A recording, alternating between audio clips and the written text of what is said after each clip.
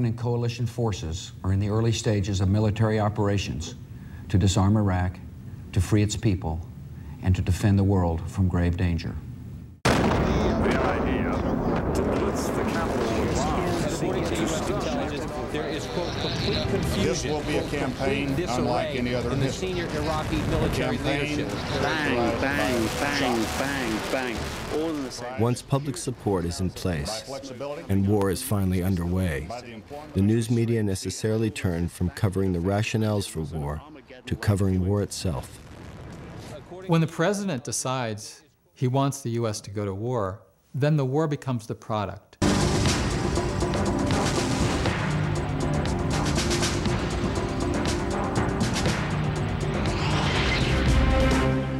Particularly in the early stages, news coverage of war is much more like PR about war.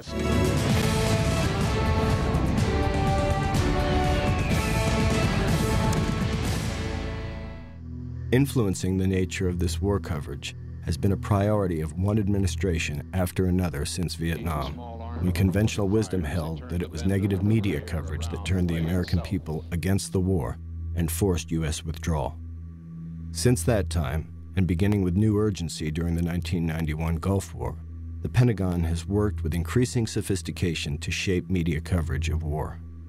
As then Defense Secretary Dick Cheney noted about the importance of public perceptions during the first Iraq War, frankly, I looked on it as a problem to be managed. The information function was extraordinarily important. I did not have a lot of confidence that I could leave it to the press. So for the invasion of Grenada and invasion of Panama in '83 and '89, then the Gulf War in early 1991, it was like a produced TV show, and the main producers were at the Pentagon. They decided, in the case of the Gulf War, exactly what footage would be made available to the TV stations. They did nonstop briefings utilizing the increasing importance of cable television. They named it Operation Desert Storm. Breaking news of what's now officially called Operation Desert Storm. Good evening. Operation Desert Storm rages on. All that sort of stuff was very calculated, so you could look at that as an era of media war manipulation from the standpoint of the U.S. government. Then you had a different era. You had the invasion of Iraq in 2003. Scores of American reporters have now joined U.S. military units in Kuwait as part of the Pentagon's effort to make any war with Iraq what the Pentagon calls a media-friendly campaign. Another part of that effort is on display at the U.S. Military Command Center in Qatar.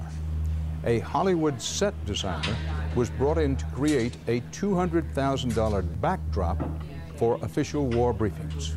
And tied in with that is the worship of Pentagon technology. I've fallen almost in love with the F-18 Super Hornet because it's quite a versatile plane. I got to tell you, my favorite aircraft, the A-10 Warthog. I love the Warthogs. This morning around 4 a.m. local time, the first three took off, and when you're 300 feet away from them when they do it, you hear it in your shoes and feel it in your gut. The Pentagon's influence on war coverage has also been evident in the news media's tendency to focus on the technical sophistication of the latest weaponry.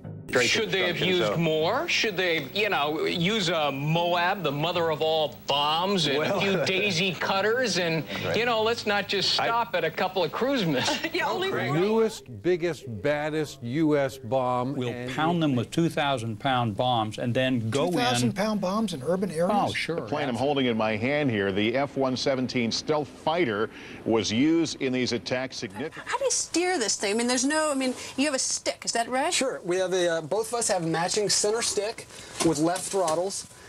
You can do every war. We have U.S. news media that have praised the latest in the state-of-the-art killing technology from the present moment to the war in Vietnam. B-57s, the British call them Canberra jets. We're using them very effectively here in this war in Vietnam to dive bomb the Viet Cong in these jungles beyond Da Nang here. Colonel, what's our mission we're about to embark on? Well, our mission today, sir, is to report down to the site of the ambush 70 miles south of here and attempt to kill the VC. The colonel has just advised me that that is our target area right over there. 1, 2, 3, 4, we dropped our bombs, and now a tremendous G-load as we pull out of the dive. Oh, I know something of what those astronauts must go through. Well, Colonel, it's a great way to go to war. And there's a kind of idolatry there. Some might see it as worship of the gods of metal. That's the JDAM. It is a 2,000-pound bomb that is deadly accurate, and that is the thing that is allowed us in Afghanistan and will allow us in this next conflict to be terribly accurate, terribly precise, and terribly destructive. In fact, even as U.S. military technology has become increasingly sophisticated with the development of so-called smart bombs and other forms of precision-guided weaponry, civilian casualties now greatly outnumber military deaths, a grim toll that has steadily increased since World War I.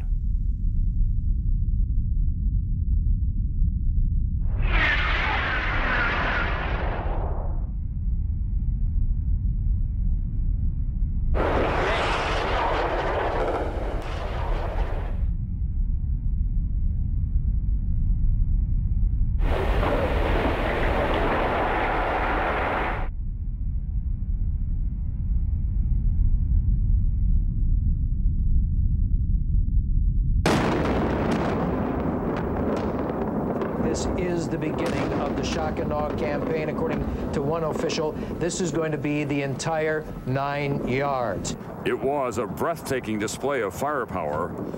There's kind of an acculturated callousness towards what happens at the other end of U.S. weapons. Behind the flight deck, the weapons officer, who goes by the call sign Oasis, will never see the ground or the target, for that matter.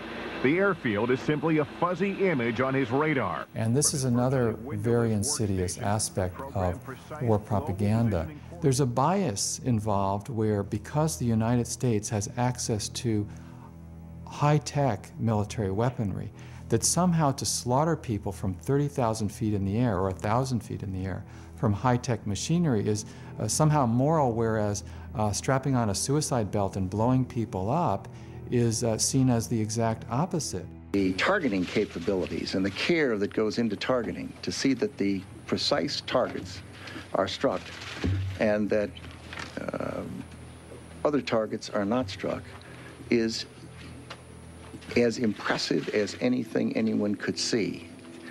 The care that goes into it, the humanity that goes into it, to see that military targets are destroyed, to be sure, but that it's done in a way and in a manner and in a direction and with a weapon that is appropriate to that very particularized target. The weapons that are being used today have a degree of precision that no one ever dreamt of. Within this war-friendly news frame, the Defense Department has also been successful in shaping actual war reporting.